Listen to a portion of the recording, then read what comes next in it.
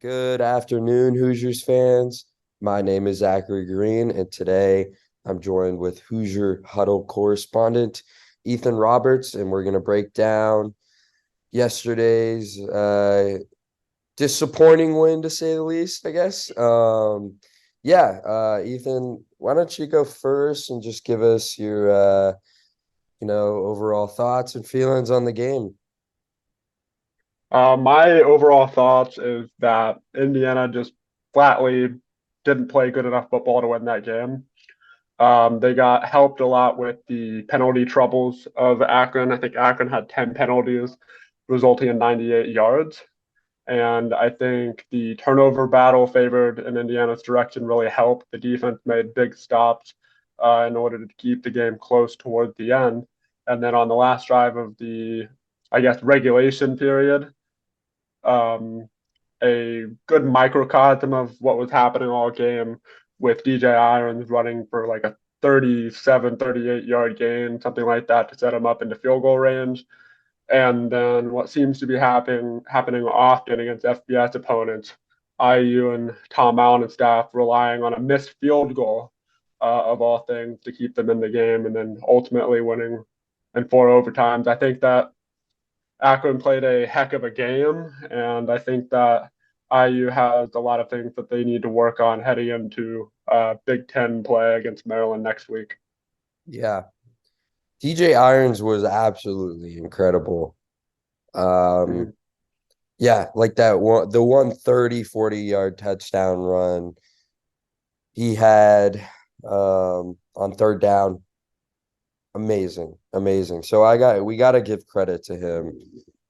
He was locked in. He wanted to win this game, and the Zips should have won this game. It came down to a field goal. They missed it. Where was it? Like 31 yards. And Mhm. yeah, we we got lucky to say the least, to say the least. Um, who were a couple players on both sides of the ball who you thought stood out? I think Cam Camper stood out offensively. He had two 40-yard catches, combining for 80 yards, obviously, in the first half, I believe, which the explosive plays weren't an issue for the Hoosiers all game. The troubles were getting pushed from the offensive line and regular rushing downs. I think they averaged 2.7 yards per carry, which is not going to get the job done against anybody, uh, let alone Akron. And I think defensively, there was more players that stood out to me. Andre Carter, he had a big sack in the fourth quarter to get the Hoosiers the ball back. Lewis Moore, two interceptions, one pick six. He played lights out. He also had eight total tackles. He was all over the field last night. I think those two to three players, I mean, obviously Jalen Lucas, he made multiple big plays, especially on a kickoff return. I think he took it all the way back to maybe plus territory, but close to midfield, definitely. I think those four players stood out the most to me. Yeah, Cam Camper was very impressive on the offensive side of the ball. Some good go routes that were thrown to him. Defensive wise, yeah, Lewis Moore, two picks, but we need to mention Philip Dunham. He looked pretty upset in the fourth quarter, but he rallied it together.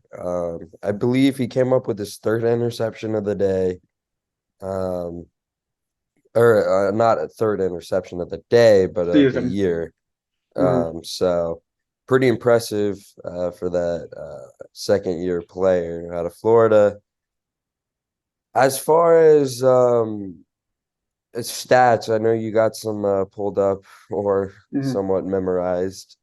Um, I'll go first. The one stat that I know Nate wrote about is the yards per carry. Mm-hmm. 2.7 yards per carry against a max school is not going to cut it. There were a lot of third and sixes, a lot of third and sevens, and we have pretty much a freshman quarterback starting it. So, you got to get him in the third and manageables, especially with the game plan and scheme we're trying to run on offense. But Mhm. yeah, what were a couple stats that stood out to you? The first stat that stood out to me is third down conversion rate. I mean, 3 for 14 on the money downs just doesn't cut it. Whatever you think needs to happen, I mean, I think you alluded to it.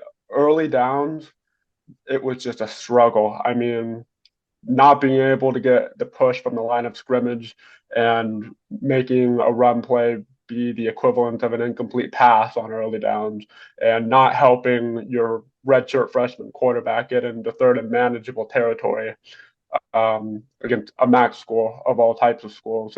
It's just not going to cut it. I think another stat that stood out to me was rushing yards.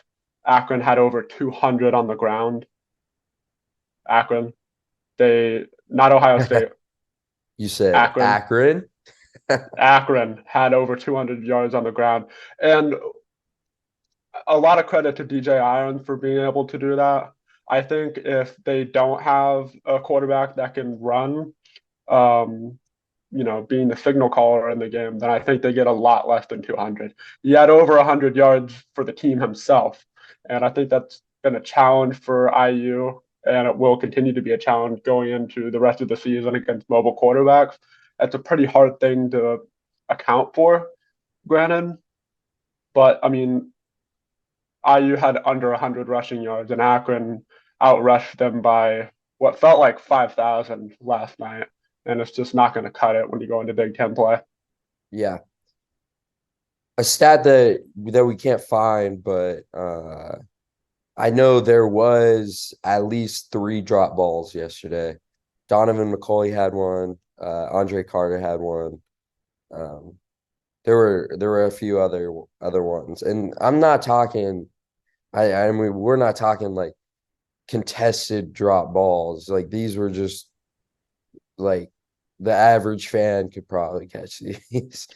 So they need to fix that up. They need to clean that up, and even more importantly, on the other side of the ball, I thought the adjustments were not there. We talked about the Hoosiers coming out in the second half last week against Louisville, and they got it together. They really they adjusted. They were able to stop their star receivers, but the adjustments were not there.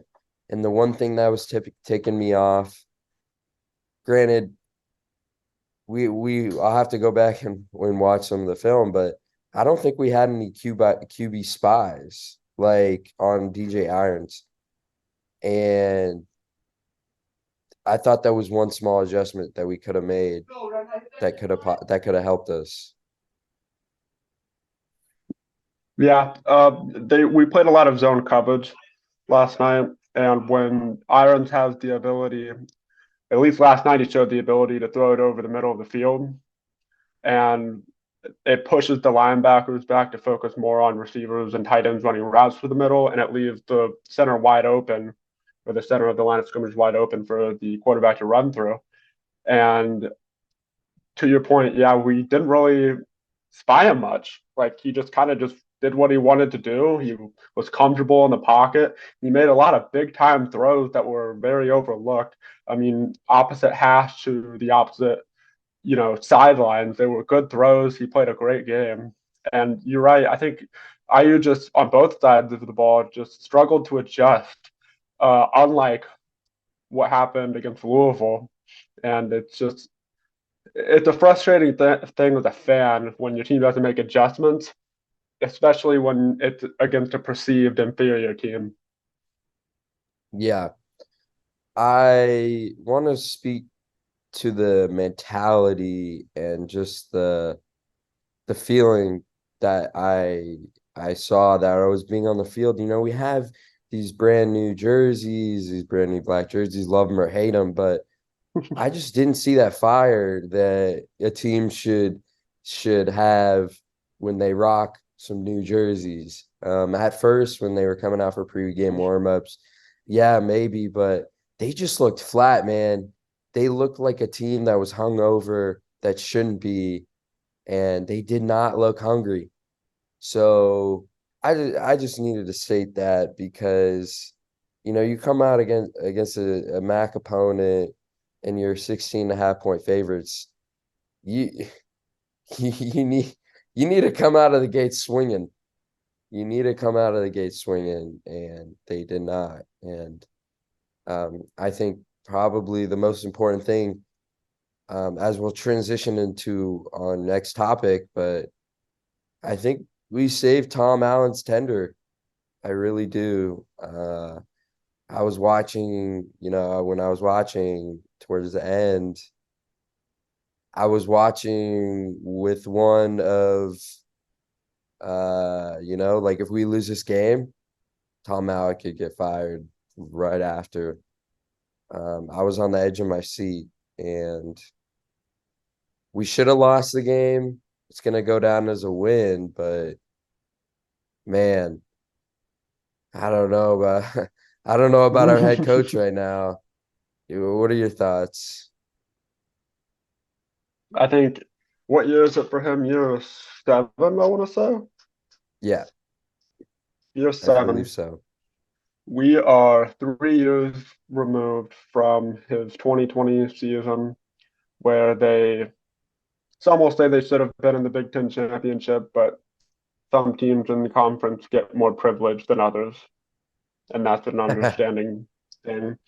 Um, but 3 years removed, you lose, you almost lose to Akron. You lose to Louisville, you lose to Ohio State, and you win against the FCS opponent on the schedule. I think it's too soon to say that he could be fired at the end of the season because you still have a lot of Big Ten play left in the season. But it doesn't look great right now, to your point.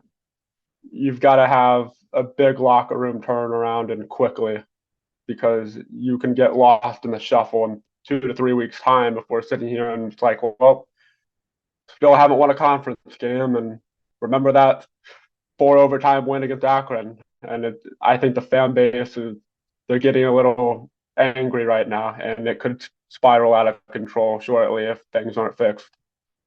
Yeah, I I know that the schedule is going to get harder, and going into next week, Maryland's a great team. They're 4-0, and they have another mobile quarterback in Talia.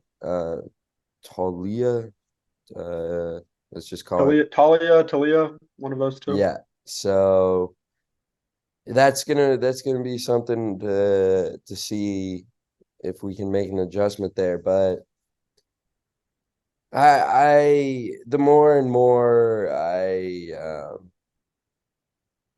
I think about this game and just how the season has transpired, it's one Mm-hmm. of inconsistency so far, and one of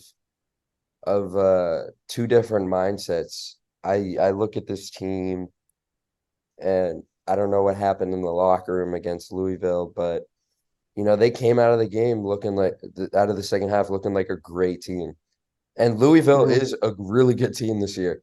They uh they nearly put up like 60 points yesterday against Boston College. But I mean, Mm-hmm. we can't even put up a 30 spot on a MAC opponent. So there's still hope in me, just because I do think there are a couple wins left on the schedule. You got to get to six, right, if you want to make a bowl game. And that's been, for me, my goal for this program is to make a bowl Mm-hmm. game. So who knows? I mean, you gotta get three more, right? And is that possible? I think so. I think so. Gotta get four No, more. or sorry, you need four more.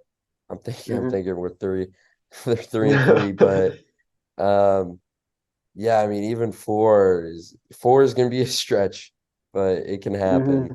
It can happen. To wrap it up, yeah, what do you think? What do you What do you feel like? Do you think we can make a bowl game, get four more wins or no? You got to get there's so much that needs to happen, and you spoke to it earlier as the inconsistencies. I mean, this is a team that we're it's September 24th today. Still in the month of September earlier, they were in a one possession game against a top 5, 6 team in the country in Ohio State to open the season. And then last night, you're thinking, well, where was that team at? I mean, where's the team that, I mean, obviously offensively against Ohio State, it was nothing to write home about, but offensively against Louisville in the second half, you mentioned it. I mean, they made the adjustments, they made proper adjustments. Taven Jackson was throwing the ball, he was wheeling and dealing, and they were able to put points on the board. And last night, it's like, was the JV team playing? I mean, what was happening last night? That wasn't. Why couldn't you get the repeat of the second half of Louisville, but you get the repeat of the first half of Louisville offensively? I think defensively is going to go, or the defense, I'm sorry, is going to go a long way in deciding if they are to make a bowl game this year. This defense is good, man. It's, I mean, I know 27 to Akron, but when they're making picks, getting big plays on defense, getting good stops, and then the offense goes 3 and out for 0 yards, I mean, it kills the defense's mentality. I think if the offense can just be average for the rest of the way against the Big Ten, and the defense can continue to doing what they're doing, maybe they can make a bowl game. But you said it, there's a lot of tough games left on the schedule. Michigan, Penn State, and then some other teams out or in the Big Ten West. It's going to be hard to find 6 wins. If you would have lost last night, I would have been like, no, no way. This was supposed to be a gimme game, and it would have forced us to try to win a game against like Michigan or Penn State or a team like that. So I think the defense needs to keep doing what they're doing, and the offense needs to find ways to improve and quick. Yeah, I think we're speaking more to the identity of this team, and if we're going to be a great defensive team, then the offense needs to have somewhat of their back because we can't be on the field so many possessions and so long. And I know Mm-hmm. this year compared to years past, there's been more of an emphasis on time of possession. But when you're averaging 2.7 yards per carry, that's a problem. So Yeah. we'll see how it goes. But yeah, that's gonna do it from us here at Hoosier Huddle. Make sure to check out our post game reactions. There's a good article written by Nate up on there. There's some ones coming up uh, in the next couple hours. But yeah, make sure to stay tuned in to Hoosier Huddle on all platforms, and we will see you next week.